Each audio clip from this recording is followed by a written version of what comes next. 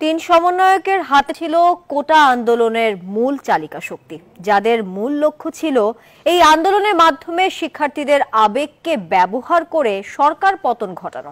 ওই তিন সমন্বয়ক হলেন নাহিদ ইসলাম, আসিফ মাহমুদ সজীব ভুইয়া ও আবু বাকের মজুমদার। আন্দোলনের শুরুতে এই তিন সমন্বয়ক বিভিন্ন সময়ে বিএনপি, জামাত এবং অন্যান্য বিরোধী দলের সঙ্গে গোপনে বৈঠকও করেন। এমনই অনুসন্ধানী প্রতিবেদন প্রকাশ করেছে জাতীয় একটি দৈনিক। সরকারি চাকরিতে কোটা সংস্কার দাবিতে বৈষম্য বিরোধী ছাত্র আন্দোলন পরিচালনায় গত ৮ জুলাই ৬৫ সদস্যের সমন্বয়ক টিম সাজানো হয়। তবে এর মূল নিয়ন্ত্রণ থাকে ৩ জনের কাছে, যারা গণতান্ত্রিক ছাত্র শক্তি নামের সংগঠনের নেতা। এরা হলেন নাহিদ ইসলাম, আসিফ মাহমুদ সজীব ভুইয়া ও আবু বাকের মজুমদার, যারা প্রত্যেকেই ঢাকা বিশ্ববিদ্যালয়ের শিক্ষার্থী। অনেকের মনে প্রশ্ন, হাইকোর্ট কোটা বহাল রেখে যে রায় দেয় তা আপিল বিভাগ বাতিল করার পরও কেন আন্দোলনকে এগিয়ে নিতে চেষ্টা করে বৈষম্য বিরোধী ছাত্র আন্দোলন? এ নিয়ে একটি অনুসন্ধানী প্রতিবেদন প্রকাশ করেছে জাতীয় একটি দৈনিক। পত্রিকাটি বলছে, শুরু থেকেই নাহিদ, আসিফ, বাকিরের ছাত্রশক্তি চেয়েছিল শিক্ষার্থীদের আবেগকে কাজে লাগিয়ে আন্দোলনকে সরকার পতনের দিকে নিতে।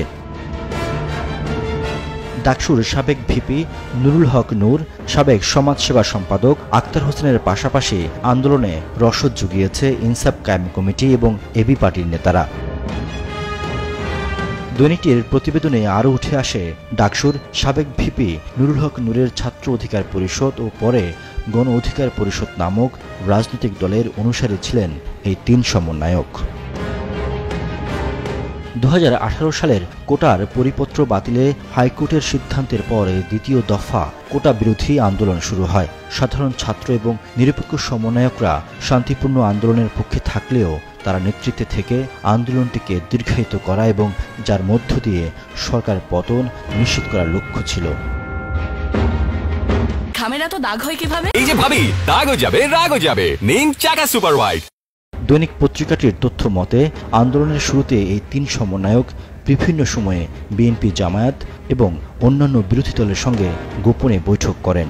এছাড়া জাতীয় ইনসাফ কায়েম কমিটির নেতাদের সঙ্গেও বেশ কয়েকবার বৈঠক হয় এসব নেতার। শুরু থেকেই আন্দোলন ভিন্ন খাতে প্রবাহিত করতে দেশ এবং দেশের বাইরে থাকা বিভিন্ন ব্যক্তি, বিভিন্ন রাজনৈতিক দলের নেতারাও আসিফ, বাকের ও নাহিদের সঙ্গে যোগাযোগ শুরু করেন। তবে বেশিরভাগ সমন্বয়ক এর বিরোধিতা করেছেন।